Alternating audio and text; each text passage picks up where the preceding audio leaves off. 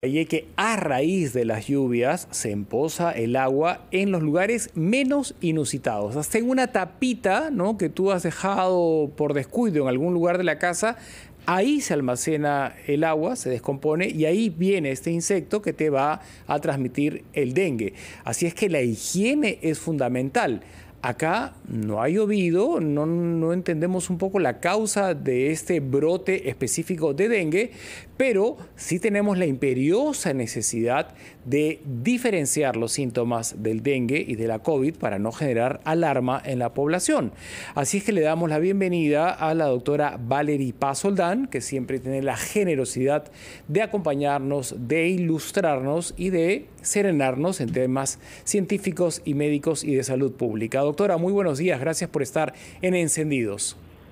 Buenos días a todos los oyentes y los televidentes. Lo preocupante es que al hacer fiebre, dolor de cuerpo, dolor de articulaciones, los vecinos de esta zona de Lima Capital pensaron en, obviamente, COVID, ¿no? Y gran sorpresa que el diagnóstico ha sido dengue y no COVID.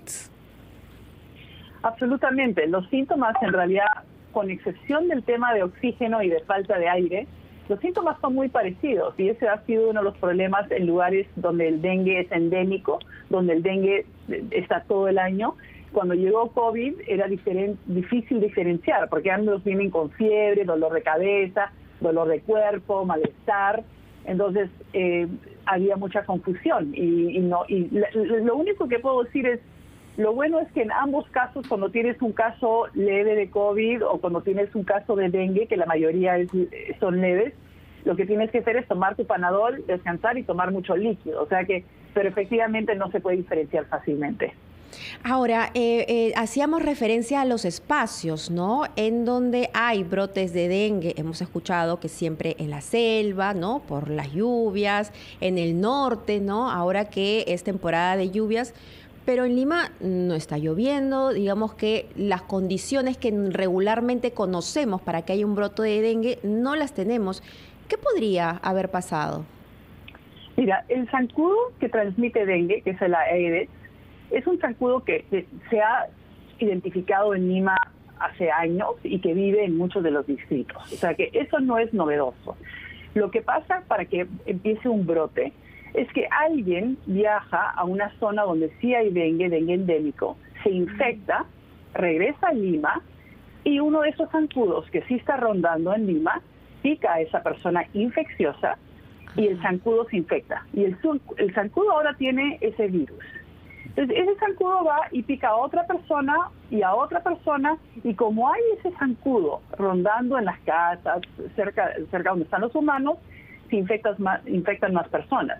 Por eso, la importancia, por ejemplo, ahora que van a ir a fumigar a la zona donde se han detectado los casos del dengue.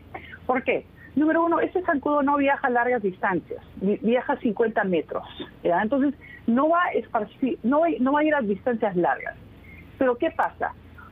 La mayoría de personas que les da el virus de dengue, que el zancudo se lo transmite, porque el zancudo fue infectado por una persona que viajó, ¿ya?, la mayoría de personas no va a tener ni siquiera síntomas. O sea, de cada 5 personas que tienen dengue, 1 tendrá manifestación de síntomas. Hay otros 4 que se sienten bien, que van a trabajar, que se van a su trabajo en Chorrillos, a su trabajo en Callao, y ahora ellos podrían movilizar el virus a una zona nueva. ¿Por qué? El zancudo de dengue solo pica de día. Es un zancudo que pica de día. O sea, estas personas podrían ser asintomáticas, podrían ir de un extremo al otro de la ciudad y ser picados por el mosquito Aedes y generar un brote en otro lugar de Lima. Absolutamente. En realidad pensamos que en general ellos tienen más rol en la transmisión que los que están infectados. ¿Por qué? Los que están infectados se sienten mal, se quedan en su casa, en su cama, y tal vez el mismo zancudo que ya les picó a ellos, picó a alguien más de la familia.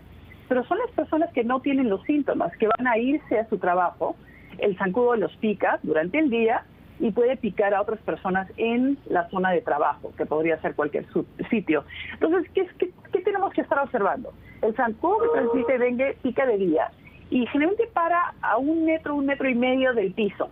Está en las partes bajas de la pared o abajo de la mesa. Entonces, te pica en las piernas, donde tú ni siquiera te das cuenta.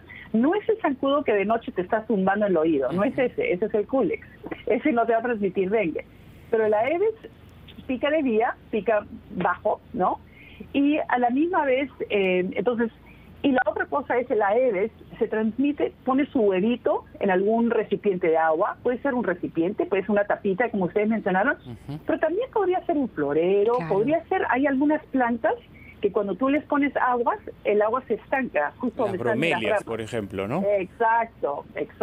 Entonces, el agua se estanca ahí, el zancudo le gusta poner sus huevitos ahí, y el ciclo biológico, desde que el huevito se abre y sale la larva, hasta que se convierte en un adulto, es de 7 a 10 días en zonas calurosas como Pucallpa, la Amazonía, y tal vez en Lima podría ser 10, 14 días. Entonces, dejar tus platos en el caño una noche sin lavar no va a causar que haya un ciclo de vida del zancudo. Pero efectivamente, regar tus flores sin darte cuenta que no se está que hay agua que está quedando ahí, o una planta de una hoja de plátano, o una tapita. Entonces, bien importante es reducir los inservibles y asegurarnos de tapar el agua. O una pileta, ¿no? Sí. En los parques zonales, imagino, donde no se recircule el agua. Exacto, Mabel, exacto. doctora, disculpen la interrupción. Sí. Lamentablemente, vemos resistencia en algunas familias a permitir el ingreso a sus hogares para que lo fumiguen, y tenemos entendido que es el único camino eficaz para erradicar este zancudo. ¿De dónde nace este temor de los hogares de no abrirle la puerta al fumigador? Eso quisiéramos que por favor nos ayude a desmitificar, para que si llegan a fumigar, den todas las facilidades, ¿no? Hay, tengo entendido, usted lo confirmará luego de la pausa, ninguna contraindicación cuando fumigan tu casa. Regresamos con la doctora Paz Soldán y con Mabel Huertas en Encendidos. En la unidad vecinal Mirones, en el Cercado de Lima, vamos a hablar de la importancia de la fumigación. Todas las familias deben darle todas las facilidades a quienes lleguen a fumigar sus casas. En instantes volvemos con la conversación con la doctora Paz Soldán, porque antes tenemos que estar conectados con Janelis Martínez, que precisamente está con los vecinos de Mirones. Janelis, muy buenos días, directo en directo. Gracias, directo en directo desde la unidad vecinal de Mirones en el Cercado de Lima, hasta donde hemos llegado justamente luego de la preocupación de los vecinos que ayer expresaron su preocupación ante RPP, quienes se encuentran infectados por el mosquito del dengue, pidiendo a las autoridades correspondientes mayor accionar e información sobre la forma en cómo están llevando el proceso de vacunación. Escuchemos. Solamente habrán sido unas 10 casas, incluso decían que eran las casas afectadas, que hay casos de dengue reportados, pero eso es falso. El día de hoy hemos estado con un vecino que en su familia hay 6 integrantes de la familia que están con el dengue y no han ido. Entonces nos parece una burla, nos parece una tomadera de pelo a toda la vecindad que estamos preocupados por este caso. Tenemos que estar con las ventanas cerradas en tanto calor y ya es un estrés de por sí teniendo el tema del COVID. Ante esta desesperación de las familias porque sus viviendas sean fumigadas, conversamos con John Peña Rocha, biólogo del Ministerio de Salud, quien se encontraba en labor de fumigación y nos explicó la cantidad de viviendas y días que tomará ese trabajo. Escuchemos. Se ha programado 1.700 viviendas a fumigar, de las cuales vamos a intervenir en 5 días prácticamente de intervención. Entonces, tendríamos que informar bien el tema. Es una programación de 1.700 viviendas con 5 días de intervención.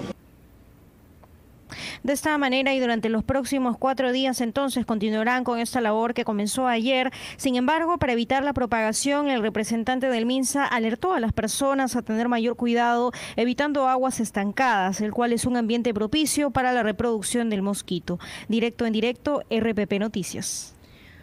Muchísimas gracias, Janelis. Vamos a retomar la entrevista con la doctora Paz Soldán. Mauricio, había planteado, ¿no? La pregunta, ¿por qué es que las personas tienen temor de que los fumigadores ingresen a sus casas?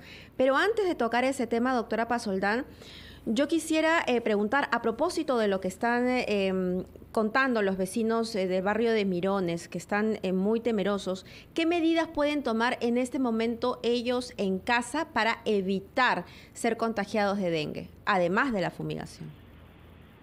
Ok, además de la fumigación, uno es chequear sus jardines, sus huertos, sus zonas abiertas para asegurarse de que no haya un lugar donde el zancudo se está reproduciendo.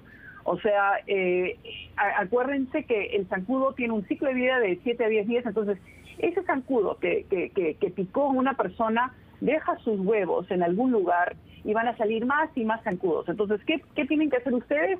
Asegurarse que eliminen los lugares donde se puede reproducir ese mosquito, y eso significa que en sus fuentes de agua, sus vertederos,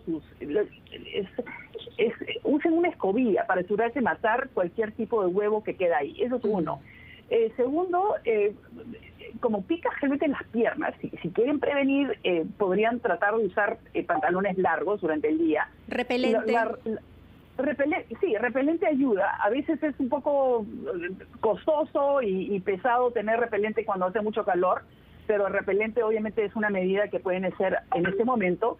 Tenemos que acordarnos, si ahorita hay 20 casos, hay probablemente 100 casos reales, o sea, porque hay todo un grupo de gente que todavía no tiene síntomas o que no va a tener síntomas y que puede transmitirlo. Y realmente tenemos que fumigar. Y si tienen cisternas abiertas de agua, deberían tener tapa, o se puede poner un larvicida, que es lo que mata el larva del mosquito. ¿Cuál es el efecto de la fumigación en nuestro hogar? Ahí queremos detenernos, ¿no?, para que la gente tome conciencia, porque recibimos muchos casos, sobre todo de la Amazonía de nuestro país, donde hay resistencia a la fumigación. Explíquenos qué consecuencias positivas trae fumigar nuestra casa. Ok, en realidad mi experiencia en Iquitos es muy positiva, porque la gente sí deja que les tocan la puerta a las 5 de la mañana, salen, entran, fumigan y se van. Entonces, esa ha sido mi experiencia en Iquitos. Pero, por ejemplo, en Arequipa, donde también hay fumigación para otros tipos de bichos, hay mucha resistencia. En general, la fumigación es lo que va a matar ese zancudo, ese mosquito que está transmitiendo el dengue. O sea que necesitamos deshacernos de ese zancudo, y el brote no va a parar hasta que hasta que no haya ese mosquito que lo va a transmitir. O sea, pero que necesitamos... este polvo, este líquido, estas gotitas que salen de esta maquinita, ¿es tóxica? Digamos que si se queda en la vajilla o si cae sobre algunas verduras, algunas frutas, ¿va a afectar mi salud? Se recomienda que antes de que fumiguen tapen sus platos, tapen sus verduras, o sea, pónganlas adentro de un lugar, un closet, guárdenlos, o pongan una bolsita encima para que no le caiga el residuo encima. Pero cuando fumigan sus casas, una de las resistencias que hemos visto en algunos lugares es que la gente piensa que temas de seguridad, que se van a meter en mi casa, van a robar algo, van a ver qué es lo que tengo, van a ver dónde está mi televisión y me lo van a robar más tarde, ¿no? Entonces, a veces piensan también el tema que la inconveniencia, o sea, necesito dejar la casa, generalmente después de fumigar quieren que estés fuera de la casa 2 a 4 horas, entonces un par de horas afuera de la casa en pleno COVID. Puedes ir a un parque, puede ser un lugar abierto, ¿no? Porque no queremos que estén yendo a la casa de la mamá y podrían infectarles con otras cosas, ¿no? Entonces, y cuando regresen a la casa, abran las ventanas para realmente dejar que el aire circule. Algunas personas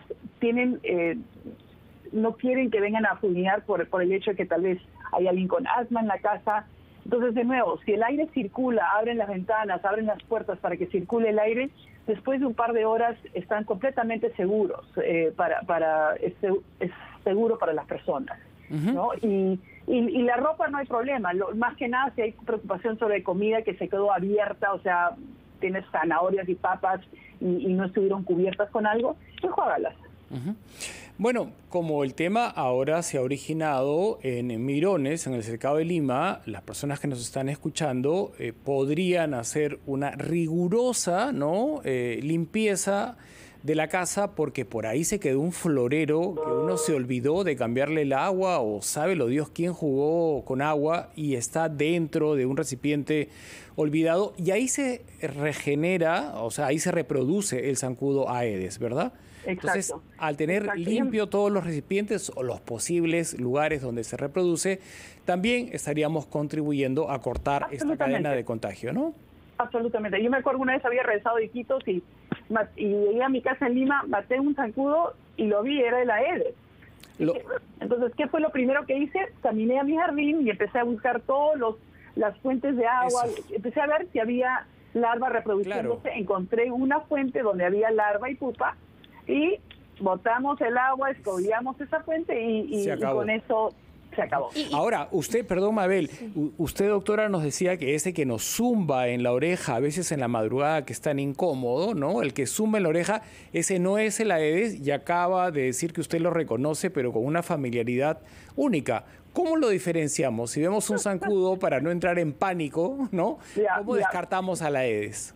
Mira, si lo matas sin machucarlo, pero lo matas así ligeramente y lo miras, el zancudo de Aedes es oscuro, negro, tiene puntitos blancos en las piernas, parecen rayitas negras con blancas, entonces lo diferente... ¿Pero eso lo veo con lupa o lo veo...? No, lo ves al ojo. Lo ves al ojo. O sea, se parece a un dálmata, digamos. Ya lo vi, ya lo busqué y ya lo vi, efectivamente, tiene una característica muy particular porque tiene manchitas blancas. Exacto. Habrá que verlo con lupa. Con eso lo ves y de nuevo, o sea, si sabes que tienes, entonces sabes que probablemente hay un lugar donde se ha reproducido en tu entorno. Sería buena idea pasarle la voz a los vecinos también. He encontrado este mosquito en casa y que para que todos puedan revisar también sus espacios, ¿no? Absolutamente, sí, absolutamente. Y acuérdense, este zancudo es urbano, le gustan las casas, o sea, no es como el Anopheles que transmite malaria, a ese le gustan ríos para reproducirse, le gusta zonas más rurales, pero el Aedes, que ves, ahí están las patitas blancas. Ahí lo estamos viendo. Exacto, el Aedes le gustan las casas, las zonas urbanas, entonces generalmente está ahí en un rincón oscuro de tu propia casa, en un closet, abajo de tu mesa, en lugares húmedos, ¿no? Entonces, buscar ahí y lo que hacemos, por ejemplo, en Iquitos, con nuestro proyecto Dengue, es aspiramos las casas para detectar, para poder contar cuántos Aedes a comparación de otros zancudos hay en las casas, pero ahí podemos ver dónde hay reproducción y podemos buscar en esas zonas más rigurosamente. Pero si ustedes encuentran uno en su casa, bueno, mátenlo, pero también busquen la posibilidad de que haya algún lugar en su propia casa que está permitiendo la reproducción de este zancudo. Doctora Pazoldán, muchísimas gracias por esta explicación, como siempre, usted sumamente didáctica, clarísima. Entendemos todo. Ya me siento un especialista en dengue. Me alegro. Lo único sí, hay signos de alarma. El dengue, hay dos tipos de clasificación. El dengue clásico, que generalmente es ese malestar, dolor de cabeza, dolor detrás de los ojos, fiebre, ¿no? Pero en algunos casos empiezas a mejorar y de pronto empeora. Doctora, ¿qué le parece si vamos a la pausa y seguimos con esto que es muy interesante? Porque en medio de la pandemia, nuevamente tenemos que saber cuáles son las diferencias entre tener COVID y tener dengue.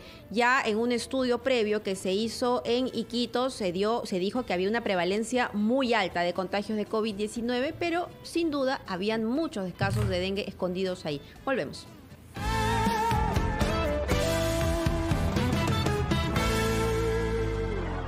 Soy yo.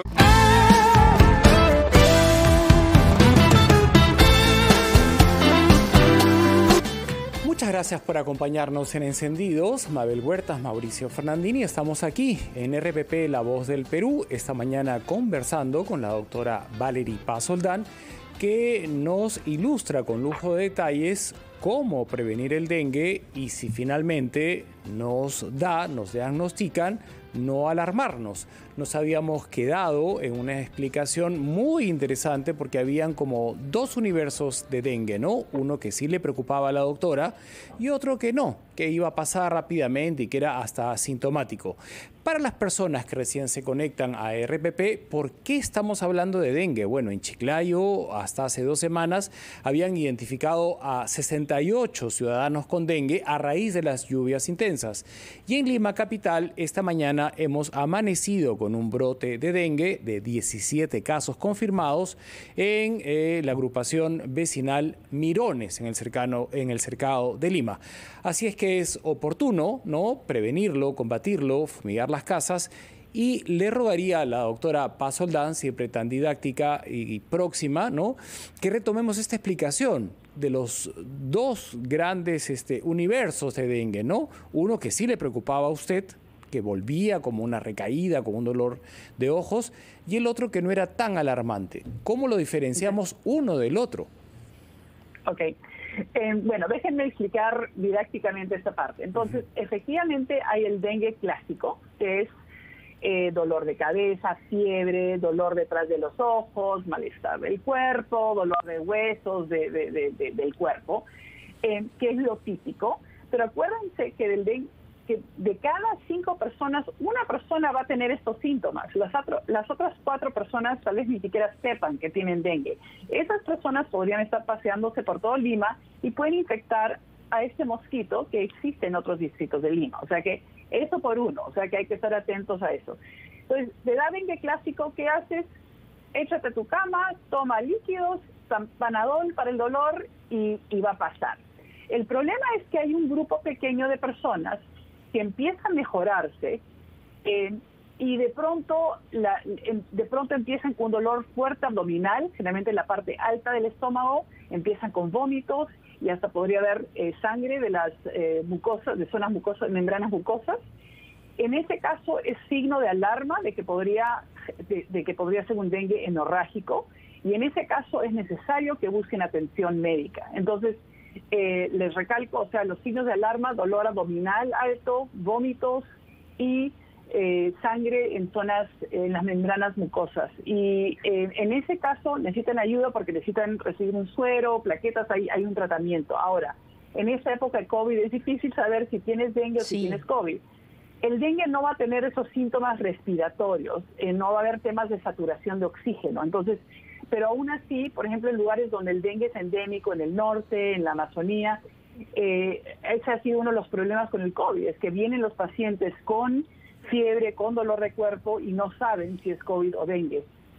Y solamente podemos hacer un diagnóstico. Pero de nuevo, no hay temas de saturación de oxígeno o falta de oxígeno. Entonces creo que eso es una cosa que los diferencia. Aún así, mucha gente tiene COVID sin tener todos los síntomas Entonces lo difícil es, con COVID realmente tienes que aislar a la persona. Con dengue no es necesario aislar a la persona, quieres encontrar el vector, porque una persona con dengue no se lo transmite a otra persona con dengue. Una persona con dengue se lo transmite a un mosquito particular, el Aedes, que tiene sus patitas blancas y negras, y ese mosquito, una vez infectado por una persona, se lo pasa a otra persona, pero yo no le voy a pasar a nadie. Entonces, la importancia de saber en el caso de estas casas es, porque si es COVID tienes que aislar, y si no es COVID no es necesario, ¿no? Pero supongo que por prevención te aislaría. Doctora, ¿cuándo es que el dengue nos lleva a la muerte? Porque hay casos registrados de muerte en nuestro país por dengue. Son en esos casos de dengue hemorrágico donde empiezas a mejorar, o sea, tienes dengue clásico, empiezas a mejorar y de pronto la severidad aumenta. En esos casos, si no obtienes ayuda, puedes morir. Es decir, con atención pronta, con atención oportuna, uno se salva, no debería morir. Exacto. Y en el Perú en general tenemos muertes. En 2011 en Iquitos subieron 70, 80 muertos de dengue porque hubo una epidemia fuerte. O sea, tuvimos 20.000 casos y 2.000 en el hospital colapsó porque no había suficiente sitio, y efectivamente hubieron muertes, probablemente porque muchos, al igual que con COVID, cuando ya no hay camas, no pueden acceder al cuidado que necesitan.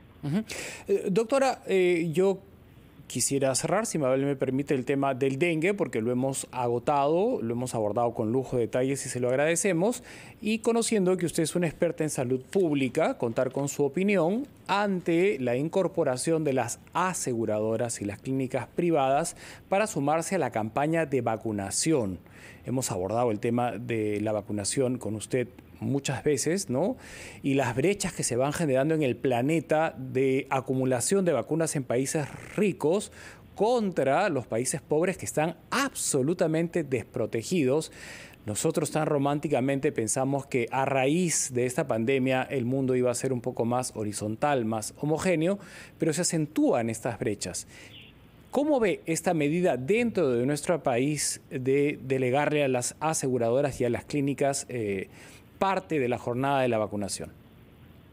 Mire, en este momento siento que necesitamos vacunar a la mayor cantidad de gente posible rápidamente. Y lo que yo entiendo del tema ahorita es que la vacuna no está llegando, las cantidades de vacunas necesarias no están llegando. O sea que no es que hay un problema, que yo sepa, no es que hay un problema en vacunar, el problema es que no están llegando las cantidades que necesitamos. La logística, entonces, digamos.